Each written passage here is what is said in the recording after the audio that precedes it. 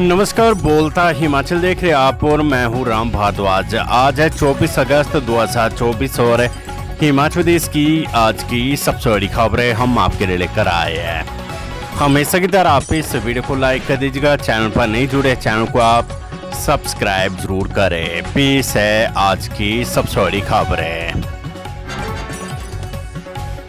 हिमाचल प्रदेश में महंगा हुआ सीमेंट, अभी और दाम बढ़ाने की तैयारी। हिमाचल में सीमेंट 10 रुपए महंगा हो गया है। सीमेंट कंपनी ने वीरवार रात से सीमेंट के रेट बढ़ा दी है। यही नहीं, आने वाले दिनों में सीमेंट और भी महंगा हो सकता है।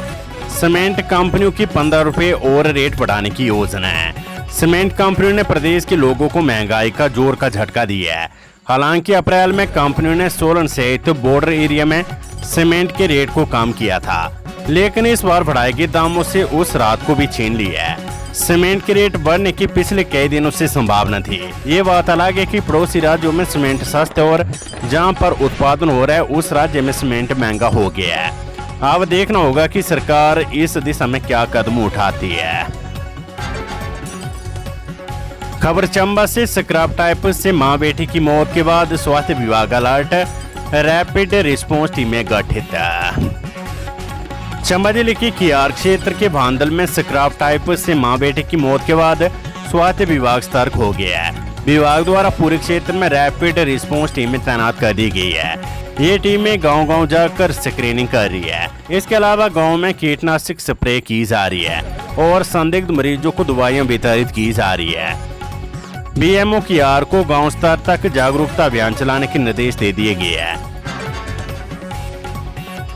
शुक्रवार को फिर गर्जा कर्मचारी महासंघ, मानसून सत्र में काले बिल्ले पहनकर करेंगे काम।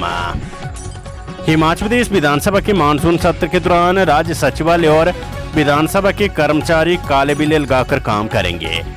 महंगाई भत्ता और एरियर न मिलने से नाराज राज्य सचिवालय कर्मचारी सेवाएं महासंघ ने शुक्रवार को सचिवालय परिसर में आयोजित आम सभा के दौरान ये ऐलान किया है।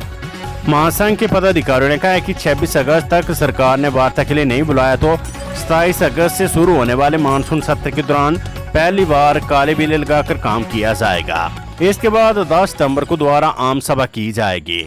सरकार ने मांगों को नहीं माना तो सभी कर्मचारी सामूहिक अवकाश पर चले जाएंगे। महंगाई भत्ते और एरियर की मांग को लेकर कर्मचारी महासंघ ने शुक्रवार को सचिवालय परिसर में भोजनावकाश के दौरान प्रदर्शन किया। तकनीकी शिक्षा और टीसीपी मंत्री राजेश धर्मानी की बयानबाजी पर ऐतराज जताते हुए महासंघ के पदाधिकारियों ने सोमवार तक उन्हें माफी मांगने का अल्टीमेटम दिया है। ऐसा नहीं होने पर मंगलवार से मंत्री राजेश धर्मानी के खिलाफ अलग से मोर्चा खोलने का निर्णय लिया है। मिड डे मील कर्मियों ने शिक्षा मंत्री को सौंपा मांग पत्र, वेतन और सुविधाओं में सुधार की उठाई मांग। Mid day meal worker union की हिमाचल प्रदेश राज्य कमेटी का एक प्रतिनिधिमंडल शिक्षा मंत्री रोहित ठाकुर से मिला और उन्हें 7 सूत्रीय मांग पत्र सौंपा। मंत्री ने मांगों को तत्काल पूर्ण करने का आश्वासन दिया है। यूनियन तथा मंत्री व निदेशक प्रारंभिक शिक्षा आशीष कोहली के मध्य 1.5 घंटे तक चली बैठक बेहद सकारात्मक रही। प्रतिनिधिमंडल में विजेंद्र मेहरा, जगत राम, इंद्र सिंह व हिम्मी देवी ने कहा है कि प्रदेश में कार्यरत 21,000 मिड डे मील कर्मियों की स्थिति बेहद दयनीय है। इनके लिए मात्र 4,500 रुपए प्रतिमाह वेतन घोषित किया गया है, जो कि कई महीनों तक नहीं मिलता है। समय पर वेतन न मिलने से मिड डे मील कर्मियों को अपना जीवन यापन करना बेहद मुश्किल हो रहा है। खबर हिमाचल प्रदेश विधानसभा से, मानसून सत्र से पहले सर्वदलीय बैठक लेंगे स्पीकर। मानसून सत्र से पहले विधानसभा अध्यक्ष कुलदीप सिंह पटानिया ने दोनों दलों के नेताओं की संयुक्त बैठक बुलाई है। इस बैठक में सत्र के सुचारू संचालन और दोनों दलों से रचनात्मक सहयोग पर चर्चा होगी।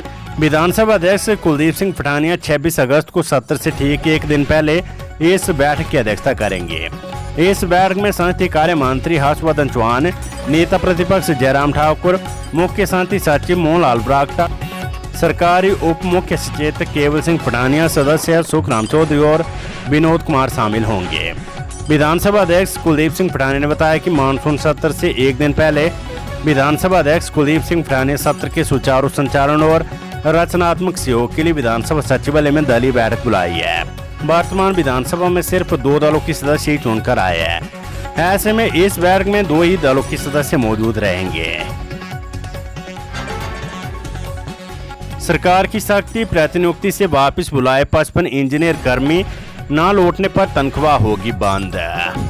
कर्मचारियों की कमी के चलते सरकार ने जल शक्ति विभाग से शिमला जल प्रबंधन निगम लिमिटेड समेत अन्य निगमों में प्रतिनियुक्ति पर गए सभी इंजीनियर और कर्मचारी वापस बुला लिए हैं।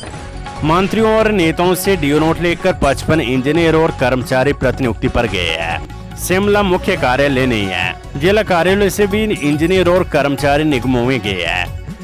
कईयों ने तो अगले आदेशों तक डीओ के नोट लगा रखे हैं। अगर इंजीनियर कर्मी अपने विभाग में नहीं लौटते तो जहां भी सेवाएं दे रहे उन्हें उनकी तनख्वाह बंद करने के लिए कहा जाएगा।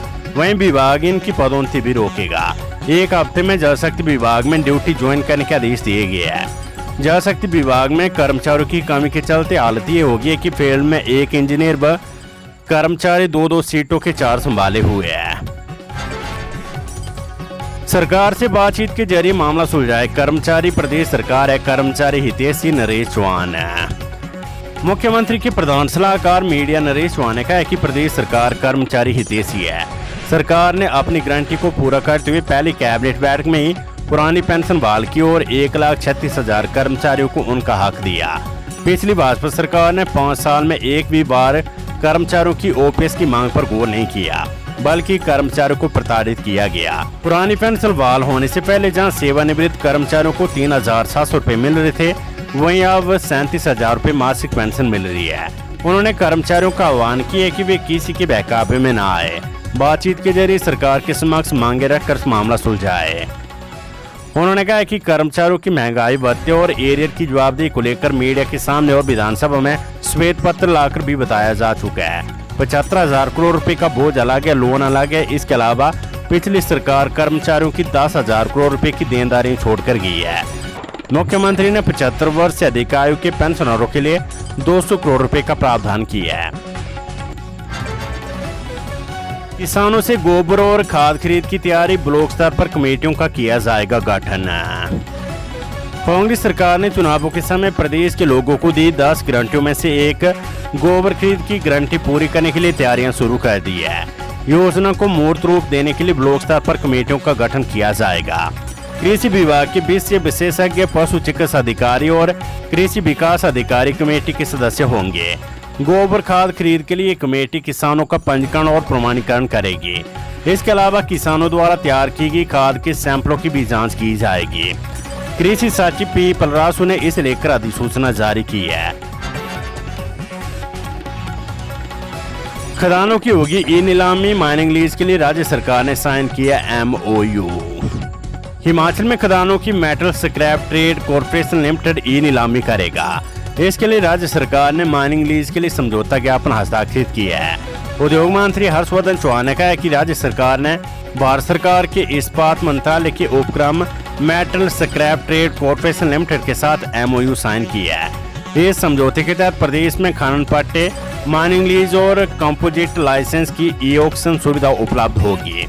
निदेशक उद्योग राकेश कुमार प्रजापति और MSTC के क्षेत्रीय प्रबंधक नित्यानंद ने समझौता ज्ञापन हस्ताक्षरित किया है। उद्योग मंत्री ने कहा कि राज्य सरकार शिमला जिले की सुन्नी तहसील और सोलन जिला की अर्की तहसील में 2 चूना पत्थर खदानों की नीलामी करने जा रही है। इन खदानों से निकलने वाला चूना पत्थर बहुत ही उच्च गुणवत्ता का होगा, जिसका सीमेंट, स्टील, शीश और उर्वरक उद्योगों में उपयोग हो सकेगा।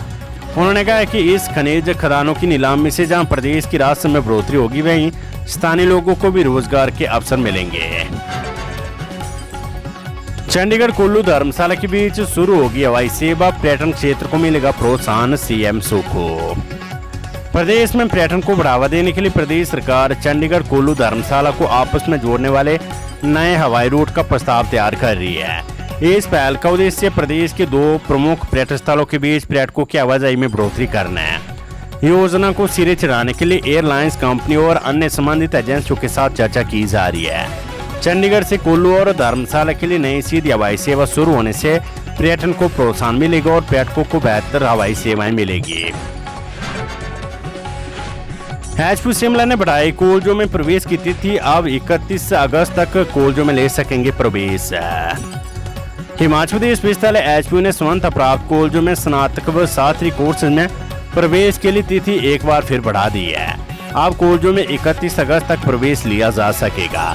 शुक्रवार को इस संबंध में विश्वविद्यालय के रजिस्ट्रार डॉक्टर वीरेंद्र शर्मा द्वारा अधिसूचना जारी की गई है। कॉलेजों में प्रवेश लेने से वंचित विद्यार्थी अब 31 अगस्त तक प्रवेश ले सकेंगे। इस संबंध में सभी कॉलेजों के प्रधानाचार्य को दिशा निर्देश जारी कर दिए गए हैं। शराब के अधिक दाम वसूले तो होगा 1 लाख रुपए का जुर्माना, लाइसेंस होगा रद्द। अब राज्य में शराब के अधिक दाम वसूलने पर सख्त कार्यवाही अमल में लाई जाएगी और ओवरचार्जिंग करने पर 1 लाख रुपए तक जुर्माने का प्रावधान किया गया है। ओवरचार्जिंग में दोषी पाए जाने पर ठेकेदार को पहली बार उल्लंघन पर 15,000, दूसरी बार 25,000, तीसरी बार 50,000 और चौथी बार उल्लंघन पर 1 लाख रुपए का जुर्माना ठोका जाएगा। यदि कोई ठेकेदार ओवरचार्जिंग करते हुए 4 बार से अधिक दोषी पाया जाता है तो संबंधित आबकारी अधिकारी तुरंत जोनल कलेक्टर को ठेकेदार के विरुद्ध हिमाचल प्रदेश आबकारी अधिनियम 2011 की धारा 29 के अंतर्गत कार्यवाही के लिए सिफारिश करेगा, जिसके तहत ठेकेदार का लाइसेंस निलंबित या रद्द हो सकता है। जानकारी के अनुसार आबकारी एवं कराधान विभाग द्वारा अधिक लाभांश पर शराब बिक्री करने की शिकायतों पर सख्त कार्यवाही की जा रही है। विभाग द्वारा शराब की दुकानों पर आबकारी नीति के तहत MSP और लाभांश के बारे में जानकारी प्रदर्शित करने के निर्देश जारी किए गए हैं। खबर सोलन से नकली हस्ताक्षर कर व्यक्ति से की धोखाधड़ी, मामला दर्ज है। बद्दी में एक व्यक्ति के दस्तावेज का प्रयोग करके वह नकली हस्ताक्षर करके व्यक्ति को वाहन के 24 लाख रुपए के लोन में गारंटर बना दिया। पुलिस ने धोखाधड़ी का मामला दर्ज कर छानबीन शुरू कर दी है। जयराम ठाकुर ने पूछा सवाल, CM सुख को बताया रेवड़ियों की तरह क्यों बांटे जा रहे कैबिनेट रैंक। पूर्व मुख्यमंत्री जयराम ठाकुर ने मुख्यमंत्री सुखविंदर सिंह सुक्खू के उस बयान को दुर्भाग्यपूर्ण व हास्यास्पद बताया जिसमें उन्होंने कहा था कि वे राजनीतिक लाभ के लिए सरकारी खजाना लूटने नहीं देंगे।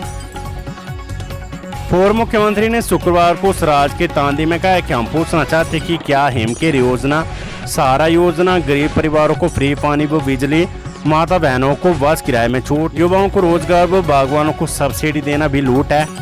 उन्होंने सवाल दागे कि क्या सरकार का काम सिर्फ जनता पर एक तरफा टैक्स थोपना है। अगर ऐसा तो भाई प्रदेश को ये भी बताया कि आपकी सरकार में आपके इतने सलाहकारों की फौज क्यों तैनात है।